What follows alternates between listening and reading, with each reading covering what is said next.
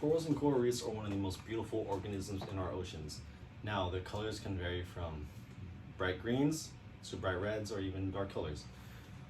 Now, corals do more for the environment and for us than you think. For one instance, in 2019, the National Oceanic and Atmospheric Administration, they did a study on coral reefs where whenever a storm rolls in, they help break up the wave surges. Now, how they do this is whenever a wave came by, a coral reef's right here, and it'll break the momentum as the wave comes in on shore. So whenever that wave does come to shore, it's not as powerful, and it won't be as catastrophic to the the coastline that's hitting. Now, another topic or another author in 2020, Andrew Krasovsky. I'm sorry if I butchered that, but he wrote an article called "Why Are Coral Reefs Important to the Ecosystem?" Now, corals, they filter out the good and the bad nutrients in the water. So that's why whenever you go vacation to, say, anywhere in the tropics where there's corals, it's like crystal clear waters. It's because the corals in there are actually filtering out all the nutrients and all the bad stuff. Now, one example here is my saltwater fish tank. I do have two corals in here. They're not out right now. It's currently nighttime. I put on the light on. But we have two right here. One's a green star polyp and one is a purple polyp. But they do the same thing. If they're out, you can see their mouths like pulsing like that, trying to grab all the nutrients in the water. They look kind of freaky.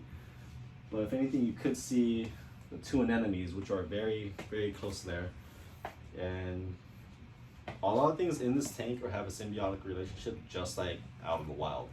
So you have two clownfish. Maybe you can see them. They're in the back, but they're running in and out of the anemone there. And this is basically a self-sustaining environment. So literally just like the ocean, but just here in my room. Now, corals can't do all the good things they do to the environment if they're starting to die off. Now, coral bleaching.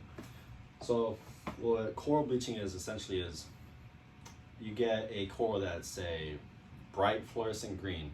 When they start dying, they'll slowly lose the color. It's because they're basically shedding their skin, and they'll turn to a very pale skeleton white.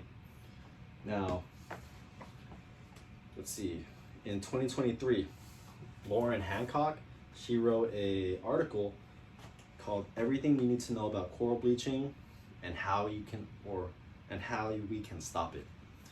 Now, what she did was she did a study where climate change is one of the biggest killers of these things, and she rose the temperature by like 2 degrees. And that just started the process for coral bleaching. Now, one thing we can do is like obviously anything that you can do to stop climate change. You can plant more trees. You could get a more fuel efficient car. That's something that emits less carbon. And if enough people do it, I'm not saying you don't have to, but if enough people do it, then these guys might actually bounce back. In 2020, the Australian Marine Conservation Society, they did another study where one of the big factors was carbon pollution, which leads to climate change, is the big killer. So they basically just confirmed Lauren Hancock's studies. I'm sorry. But they confirmed it, and the Great Barrier Reef in Australia, one of the biggest coral reefs in the world, they have lost, I want to say, from what I read, 50% or more of their corals, and it is a very large reef. Now, every year, they're losing a percentage of that reef. So back in 2018, they had around 70%, and now 2020 is the last study, and they are now at 50%, so more or just about half are gone. Also, the ICRI, or the International Coral Reef Initiative, in 2020, they did studies on corals and how they can actually be used for medical researches. So whenever they want to do studies on them, they can actually be used to prevent disease or illness. One example is this, it's not coral, but algae. We actually use in our everyday lives whenever we wake up in the morning. Algae has a component in toothpaste that we use every day. So get that same concept we can use with corals. Now corals also, they also house thousands upon thousands of fish in the ocean. They are basically their homes.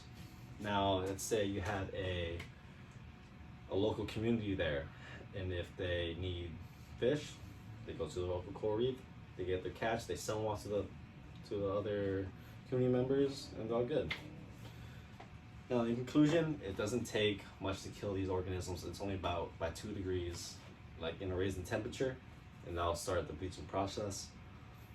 They help progress research in the medical field. They help our our coastal lines and the environment by protecting from storm surges. And if they're ever lost and they're all completely wiped off the planet, that'll be very detrimental to us, and it'll just be hard to live. Yeah, that's my video. I hope you learned something.